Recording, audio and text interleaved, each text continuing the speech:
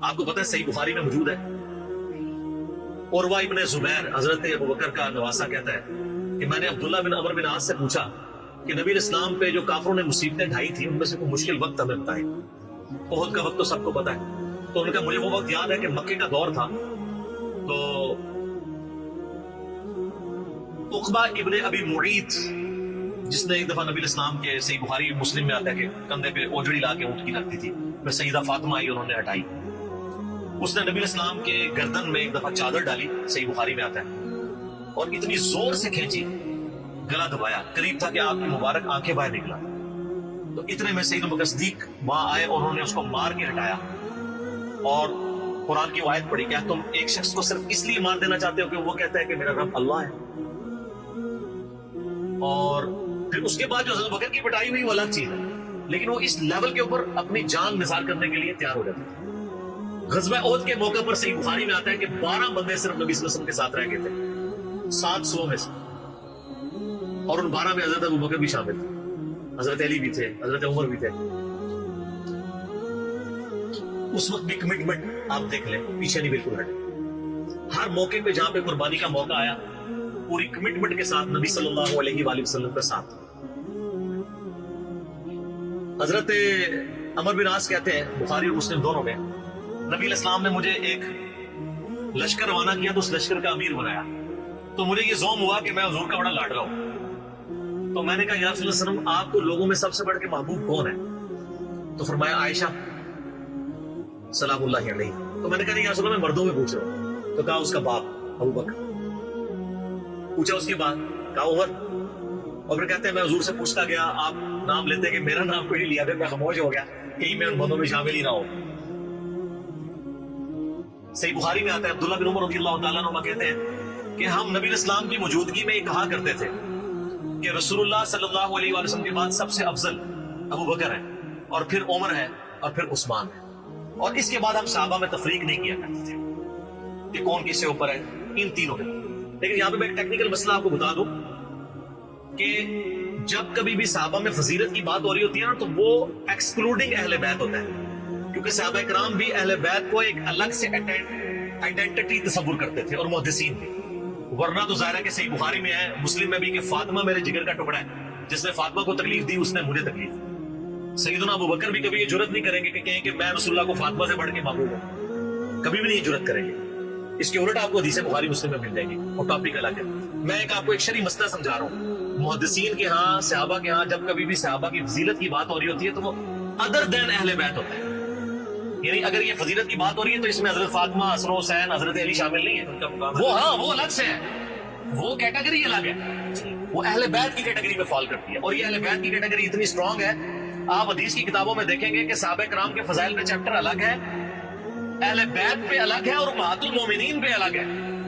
Even امہات المومنین کو بھی اہل بیت سے الگ سے ذکر کیا جاتا ہے۔ اہل بیت کی ٹرم جو محدثین کے ہاں مانی جاتی ہے، اگرچہ امہات المومنین بھی اہل بیت ہے، لیکن وہ اسپیسیفکلی سیدنا علی، حسن حسین اور سیدہ فاطمہ کی، تو یہ میں آپ کو کیٹیگری بتا رہا ہوں۔ تو بہرحال یہ خود مولا علی علیہ السلام کے بارے میں صحیح بخاری میں آتا ہے، محمد ابن حنفیہ نامی ایک عورت سے حضرت علی کا بیٹا تھا، اس کا نام تھا محمد۔ حضرت فاطمہ کی زندگی میں تو حضرت علی نے دوسری شادی نہیں کی، وہ صحیح بخاری مسلم میں آتا ہے، نبی اسلام نے ان کو منع کیا تھا، ان کی خصوصیت تھی۔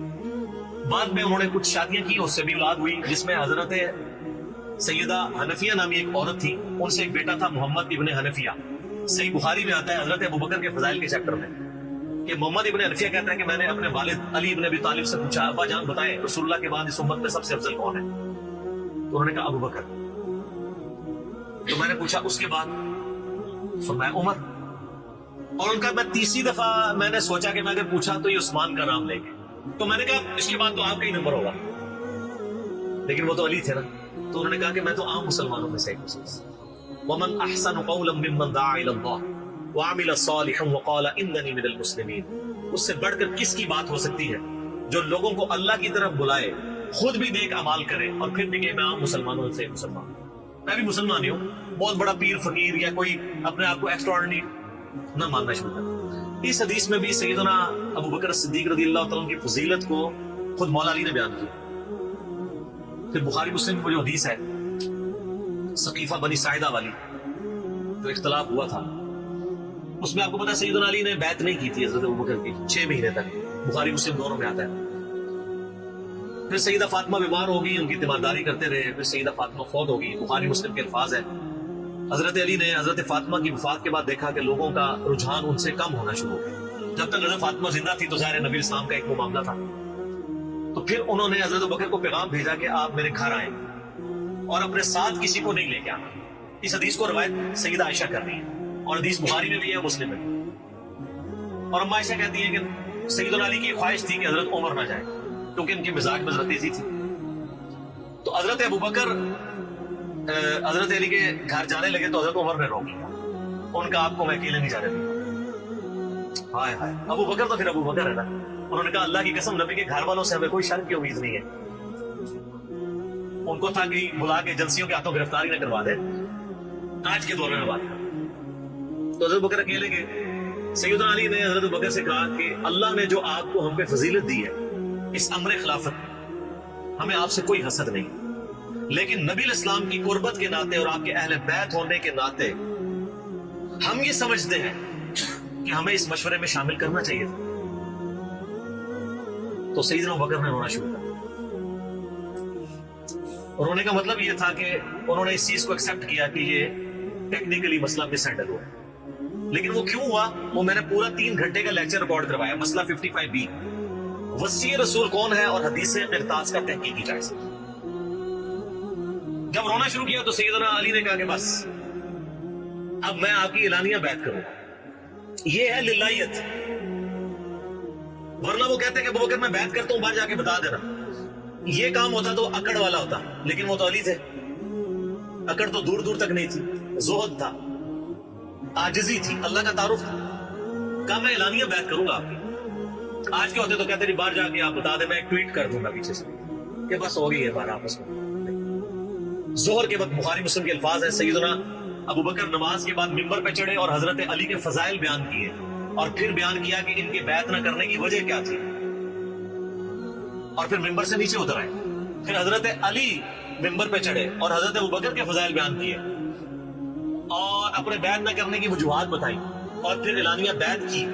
اور حضرت علی ممبر سے اترے تو تمام مسلمان پھر حضرت علی سے خوش ہو گئے کہ انہوں نے اس مسئلے میں قربانی والا معاملہ کیا. تو یہ بھی ایک موقع تھا. اس میں الفاظ ہیں کہ حضرت ابوبکر کہتے ہیں اللہ کی قسم حضرت علی سے روتے ہوئے کہ مجھے نبی کے گھر والے اپنے گھر والوں سے بڑھ کے عزیز ہیں. اور آپ کو مزے کی بات بتاؤں، صحیح بخاری میں ایک کرٹیکل حدیث ہے حسن حسین کے چیپٹر کے اندر، امام بخاری نے ڈالی ہے. وہ امہات المومنین کے چیپٹر میں نہیں ہے، حسن حسین والے چیپٹر میں، کہ حضرت ابوبکر کہتے ہیں کہ رسول اللہ کے قرب کو ان کے اہل بیت کے قرب میں تلاش کرو. کون کہہ رہے ہیں؟ حضرت ابوبکر. اور اہل بیت سے مراد کون؟ سیدنا حسن حسین. کیونکہ امام بخاری نے اس حدیث کو حضرت ابوبکر کے قول کو حضرت حسن حسین والے چیپٹر میں لیا کہ محمد صلی اللہ علیہ وآلہ وسلم کی قربت کو ان کے اہل بیت کی قربت میں تلاش کرو. تو سیدنا ابوبکر صدیق رضی اللہ تعالیٰ عنہ کو نبی الاسلام سے نسبت رکھنے والی ہر چیز بڑی بڑھ کر محبوب تھی، چاہے وہ آپ کے اہل بیت ہوں یا آپ صلی اللہ علیہ وآلہ وسلم کی قریبی کو رشتہ دار ہوں، ہر معاملے میں. اس لیے آپ دیکھیں نا کمپرومائز آپ کو کہیں نظر نہیں آتا. سر بخاری میں آتا ہے کہ صلح حدیبیہ کے موقع پر حضرت عمر سے بھی تھوڑی سی مس ہینڈلنگ ہو گئی تھی. یا رسول اللہ ہم کے حق پہ نہیں ہے، پھر دب کے کیوں صلح کر رہے ہیں؟ حضور نے فرمایا کہ میں اللہ کا پیغمبر ہوں. پھر بھی تسلی نہیں، حضرت ابوبکر کے پاس ہے. پھر حضرت ابوبکر نے ڈانٹا کہ عمر وہ اللہ کے پیغمبر ہے. اور حضرت عمر کہتے ہیں مجھے پوری زندگی اس چیز کا غم رہے گا کہ میں نے بڑی جرأت دکھائی. الٹیمیٹلی ثابت ہوا کہ صلح حدیبیہ والا جو معاملہ تھا وہ مسلمانوں کے ہاتھ میں شامل ہوا. لیکن حضرت ابوبکر کا آپ ایمان کا لیول دیکھیں کہ وہ سرکمسٹانسز پہ نہیں جاتے تھے. وہ کہتے تھے اللہ کے پیغمبر نے فیصلہ کیا، الٹیمیٹلی اسی میں خیر ہو. ان کا ایمان اس لیول کا تھا کہ وہ عقلی دلائل کو بعد میں رکھتے. اور وہاں پہ بھی آپ کو نظر آیا اور انہوں نے حضرت عمر کو کہا کہ عمر وہ اللہ کے پیغمبر ہیں، جو فیصلہ کر رہے ہیں وہ ٹھیک ہے. اسی لیے ہر مسئلے میں آپ کو احتیاط کا پہلو نظر آتا ہے. پھر بخاری میں آتا ہے جب مرتدین زکات تھے، حضرت عمر جیسے لوگ بھی کہہ رہے تھے اتنے مازوں پہ آپ جنگ نہ کھولیں، پہلے کچھ قبائل مرتد ہو گئے ہیں، رومن امپائر چڑھی دوڑی ہے، پرشین امپائر کے ساتھ ہم نے سارے معاملات شروع کیے ہیں، اتنے مازوں پہ ہم کیسے لڑیں گے؟ تو سیدنا ابوبکر نے کیا کہا تھا؟ اللہ کی قسم کوئی رسول اللہ کے زمانے میں جانور دیتا تھا اور اس کے ساتھ ایک رسی بھی دیتا تھا اور اب نہیں دے گا نا، میں اس کے خلاف بھی قتال کروں گا، اکیلا مجھے کرنا پڑے. جس طرح نماز اللہ کا حق ہے اسی طریقے سے زکات بھی اللہ کا حق ہے. جو نماز اور زکات میں فرق کرے گا میں اس کے خلاف قتال کروں گا. وہ ریٹ آف دی گورنمنٹ کو چیلنج کر رہا ہے. حضرت عمر کے الفاظ ہے بخاری میں کہ اللہ تعالیٰ نے ابوبکر کا سینہ کھول دیا تھا اس مسئلے میں. اور ابو بکر کی باتیں سن کے ہمارا سینہ بھی کھل گیا. حالانکہ پورے صحابہ ایک طرف کھڑے تھے, ابو بکر ایک طرف کھڑے ہوئے تھے. ان کی جو نبی علیہ السلام سے کمٹمنٹ تھی نا, وہ ان کو اٹھنے نہیں دیتی تھی. صحیح بخاری میں آتا ہے, آپ کو پتا ہے لشکر اسامہ کے اوپر بڑے بڑے صحابہ نے اعتراض کیا کہ یہ اسامہ تو کل کا بچہ ہے, 15-16 سال کا, اتنے سینئر صحابہ اس کے انڈر لگا دیا ہے. نبی علیہ السلام نے وفات کی وصیت کی تھی کہ لشکر اسامہ بھیجنا ہے, اور رومن امپائر, کیونکہ انہی کے باپ شہید ہوئے تھے نا زید ابن حارثہ غزوہ موتا کے اندر. اب جب وفات نبی علیہ السلام کی وفات ہوئی تو پھر لوگوں کو آگے لوگ مشورے دے رہے ہیں حضرت بکر کو کہ اب تو آپ نے ڈیسیژن کرنا ہے تو اسامہ کو چینج کر دیں. ہائے ہائے, انہوں نے کہا میں اسامہ کو, جس کو نبی علیہ السلام نے امیر مقرر کیا, میں اس کو چینج کروں؟ یہ ہو بھی نہیں سکتا. یہ ان کی کمٹمنٹ کا لیول تھا. تراویح کی جماعت نے شروع کرائی, سب کمٹمنٹ کا لیول دیکھیں. نبی علیہ السلام نے نہیں کرائی, میں نے بھی نہیں کرانی. حضرت عمر نے 3 سال کی بعد میں کروائی, لیکن اس میں ساتھ ہی انہوں نے, صحیح بخاری موجود ہے کہ اس سے افضل یہ ہے کہ جو رات کے آخری پہر میں اٹھ کے گھر میں نماز پڑھ دیں. یہ صرف جواز کیا تھا. لیکن حضرت ابوبکر کی اطاعت کا لیول آپ دیکھیں, انہوں نے تراویح کی جماعت میں شروع کروائی کہ نبی علیہ السلام نے نہیں کروائی, میں کیوں کرواؤں؟ بخاری میں الفاظ ہیں, عائشہ کہتی ہے نبی علیہ السلام نے جب وہ ڈانٹ دیا تھا نا اور کہا تھا گھروں میں نماز پڑھو, تو معاملہ اسی طرح ہی رہا. پھر حضرت ابوبکر نے بھی پوری زندگی کسی کو تراویح میں نہیں ابھارا, سب لوگ اپنی اپنی پڑھتے تھے. حضرت عمر کے بھی 3 سال گزرے. میں آپ کو یہ بتانا چاہ رہا ہوں کہ حضرت ابوبکر کسی معاملے میں رسول اللہ صلی اللہ علیہ وسلم کو کراس نہیں کرتے تھے. میری اپنی زندگی کا نچوڑ ہے, آپ اختلاف بھی کر سکتے ہیں. میں نے علمی دلائل کے ساتھ یہ چیز لرن کی ہے کہ خلفائے راشدین میں 2 بندے ایسے ہیں جنہوں نے کسی جگہ ایک رتی برابر بھی رسول اللہ صلی اللہ علیہ وسلم سے ہٹنے کی کوشش نہیں کی. ایک حضرت ابوبکر اور دوسرے حضرت علی. حضرت عمر اور عثمان کی زندگی میں آپ کو کئی واقعات ایسے ملیں گے کہ انہوں نے اجتہاداً کچھ ایسے کام کیے ہیں جو بعد میں ان کو ریورس کرنے پڑے. انہوں نے اپنے اجتہاد سے کیے, ان کا معاملہ اللہ کے سپرد. لیکن حضرت ابوبکر اور حضرت علی جو تھے, یہ 2 پرسنالٹیز ایسی تھیں کہ ان میں جو سنت کو فالو کرنے کی کمٹمنٹ تھی نا, وہ ایسی تھی کہ وہ اپنی عقل کو دوسرے نمبر پہ رکھتے تھے. ابو داؤد میں حدیث نہیں, حضرت علی کہتے ہیں اگر عقل پہ جانا ہوتا نا تو میں پاؤں کے نیچے کا مسا رکھتا موضوع پہ, کیونکہ وہ گندا تو وہ ہوتا ہے ایسا. لیکن سنت کہتی ہے اوپر, کہتا اوپر پہ. تو ایون صحیح بخاری میں آتا ہے جب قرآن جمع کرنے کی باری آئی تو کس نے مخالفت کی؟ حضرت ابوبکر نے. میں وہ کام کیوں کروں جو رسول اللہ نے نہیں کیا؟ پھر صحابہ سے ڈیبیٹ ہوئی, الٹیمیٹلی حضرت ابوبکر صدیق قائل ہوئے. ان کا پہلا جواب ہمیشہ ہوتا تھا نہ, نبی نے نہیں کیا, نہیں کرنا. اب میرے ساتھ بحث کرو, قائل ہوں گا اور دیکھوں گا کیا رسول اللہ کی بچہ اس میں شامل تھی تو میں ایگری کروں گا, ادروائز نہیں. اسی وجہ سے حج تمتع پہ بھی پابندی نہیں لگائی. حضرت عمر نے لگائی, بعد میں ریورس کرنی پڑی. حضرت عثمان نے بھی لگائی, پھر ورس کرنی پڑی, صحیح بخاری میں آتا ہے. حضرت علی نے مخالفت کی. لیکن حضرت بکر کی زندگی میں آپ کو سنت کے ساتھ کمٹمنٹ کا یہ لیول ملے گا, کبھی ان کو کوئی ڈیسیژن ریورس نہیں کرنا پڑا. ان کی نبی علیہ السلام کے ساتھ جو عقیدت تھی نا, اور ہر معاملے میں, حتیٰ کہ صحیح بخاری اور مسلم میں آتا ہے. اور نبی علیہ السلام کا کیا ریگارڈ ہے, بخاری مسلم دونوں میں آتا ہے کہ نبی صلی اللہ علیہ وآلہ وسلم نے, یعنی بیماری کے دن تھے آپ کے, آپ نے فرمایا کہ ابو بکر کو میری جگہ نماز پڑھائے.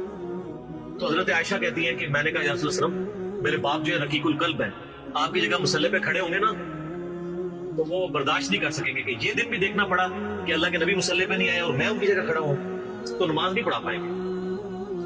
تو آپ فرمایا لا, ابو بکر کو کہو گے نماز پڑھائیں. پھر انہوں نے ریکویسٹ کی, نبی علیہ السلام اتنے غصے میں آئے. بخاری اور مسلم کے الفاظ ہیں, آپ نے فرمایا تم تو یوسف والیاں ہو. ہوئے ہوئے ہوئے, یوسف کو کس نے تنگ کیا تھا؟ زلیخا اور باقی عورتوں نے. کتنی نٹوریس مثال تھی اگر آپ کمپیئر کرنا شروع کریں. بالکل 100% بٹھائیں تو حضرت یوسف کو تنگ کیا نا, اپنی طرف مائل کرنا چاہتی تھی. یہاں پہ وہ والا نیگیٹو پہلو نہیں تھا, لیکن یہاں پہ نبی علیہ السلام نے اپنی بیویوں کو کیا کہا, تم بھی یوسف والیاں, اور جس طرح ان عورتوں نے یوسف کو اپنی مرضی کے مطابق چلانے کی کوشش کی تھی, تو مجھے اپنی مرضی کے مطابق چلا رہی ہو. ابو بکر کو کیا نماز پڑھے, اتنی کمٹمنٹ. پھر انہوں نے نماز پڑھائی. صحیح بخاری میں آتا ہے, اما عائشہ کہتی ہیں حضور اپنی وفات کے دنوں میں کہتے تھے, عائشہ میرا ارادہ ہے میں تیرے بھائی عبد الرحمن بن ابی بکر اور تیرے باپ ابی قحافہ ان کی یعنی نیت تھی, اس کو بلاؤں اور ان کو میں لکھ دوں. مجھے خطرہ ہے کہ میرے بعد کوئی ڈیمانڈ کرے گا, لیکن اللہ اور میری امت ابو بکر کے علاوہ کسی کے لیے راضی نہیں ہوگی. یہ تو بعد میں پتہ چلا نبی اسلام اشارتاً کیا بات کر رہے تھے, امر خلاف ہے. اس حدیث کے تحت میں نے 55B مسئلے میں بتایا کہ نبی علیہ السلام اگر اپنی زندگی میں کسی کو خلیفہ نامزد کرتے تو حضرت بکر کو کر کے جاتے, کیونکہ نبی علیہ السلام بادشاہ نہیں تھے, اللہ کے پیغمبر. آپ اپنے خاندان میں کبھی بھی یہ معاملہ نہیں کر سکتے, اور یہ بات صحابہ کرام کو پتا تھی.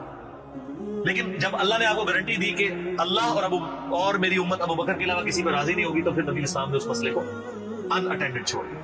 بخاری میں ہی آتا ہے ایک عورت حضور کے پاس آئی اور کہا یا رسول اللہ آپ فوت ہو جائیں اور میں اس کے بعد آؤں اور آپ کو نہ پاؤں تو فرمایا ابو بکر سے مل لینا میرے پاس. تو اشارے تو کافی آپ نے چھوڑے ہوئے تھے اس حوالے سے. صحیح بخاری مسلم میں حدیث ہے نبی علیہ السلام ایک باغ میں بیٹھے تھے, ابو موسیٰ اشعری کہتے ہیں دروازے پہ دستک ہوئی, آپ فرمایا جو کوئی بھی ہے اسے جنت کی بشارت دے دو. کہ دروازہ کھولا سیدنا ابو بکر, میں نے کہا رسول اللہ نے جنت کی بشارت دی. تو انہوں نے کہا کہ تکبیر بلند کی اور اللہ کا شکر ادا کیا, اللہ اکبر کبیرہ والحمدللہ کثیرہ. نبی علیہ السلام کنویں کی منڈیر میں بیٹھے ہوئے تھے, آپ نے ابو بکر کو اپنی دائیں جانب بٹھا لیا ٹانگیں لٹکا کے. وہ جو پرانے زمانے میں بڑے کنویں ہوتے تھے وہ چھوٹی سی دیوار باہر نکلی ہوئی ہوتی. پھر تھوڑی دیر بعد دستک ہوئی, آپ فرمایا آپ بھی جو آتا ہے جنت کی بشارت دے دو. دروازہ کھولا سیدنا عمر, ان کو بشارت دی, انہوں نے بھی پھر اللہ کی حمد اور تکبیر بلند کی. پھر تیسری طرف دستک ہوئی, فرمایا اب جو کوئی ہے اسے جنت کی بشارت دو لیکن ان مصیبتوں اور پریشانیوں کے ساتھ جو اسے آئیں گی. دروازہ کھولا تو سیدنا عثمان تھا, انہوں نے اللہ کی حمد بیان کی اور کہا میں اللہ کی پناہ میں آتا ہوں ان فتنوں سے اور پریشانیوں سے جسے مجھے اس کا سامنا کرنا. حضرت عمر کو حضور نے بھائی جانے بٹھا لیا, اب دائیں اور بائیں جگہ ختم ہو گئی تھی تو حضرت عثمان سامنے آ کے بیٹھ گئے. راوی کہتے ہیں کہ میں نے اس سے یہ رزلٹ نکالا ہے کہ ابو بکر اور عمر رسول اللہ کے ساتھ دفن ہو گئے اور حضرت عثمان کی قبر رسول اللہ کے سامنے تھی. سر آج بھی میں حضرت عثمان غنی کی قبر مبارک پہ کئی دفعہ حاضر ہوا ہوں, ایگزیکٹ روزہ شریف کی سیدھ میں قدموں کی جانب, اور ابو بکر عمر ساتھ ہیں.